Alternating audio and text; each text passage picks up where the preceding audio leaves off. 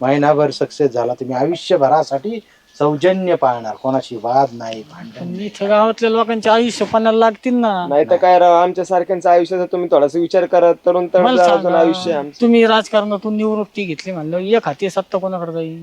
सरपंचाकडे जाईल. ज्याच्या हाती सत्ता तोच.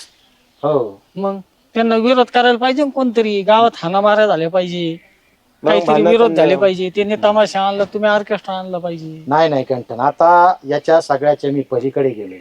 मला कुठलं राजकारणही नको, मला कुठलं पदही नको आणि काही नको.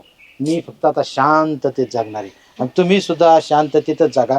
सौजन्य, फक्त सौजन्य पाळा. अहो पण आपल्या गावाला शांततेची सवय नाही हो. आपल्यापासून गावकऱ्यांचे हाल होते. आपल्यापासूनच सुरुवात केली मी. गाव असं शांत, आपण शांत राहिलो गाव शांत. तुमच्या समोर तुमच्या समोर आमचे हाल बघवतील का तुम्हाला?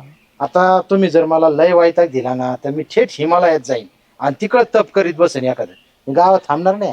अहो पण तुम्ही हिमालयात जाऊन आम्हाला येतं का तपश्चर्या करायला भाग पाडताय राव चेअरमन? असं नका करू राव तुम्ही. आमचा नाही, विचार नाही, करा ना राव. शांती शांती, चेअरमन, सौजन्य सौजन्य सौजन्य. अय राव गंठन. माणूस काय करते होतो, मी पलीकडे गेलोय. ते थोडं अलीकडे जरी आले ना हा तरी जमण्यासारखं. नाही तर काय राव. आता आता काय काहीतरी मला डोकं चल चहा पिऊ मग जा डोकं चाल. आपल्याला पण काय सांगितलं ना आता पुढे काय. आयुष्य सुंदर आहे, त्याला अजून सुंदर बनवायचं. सगुणे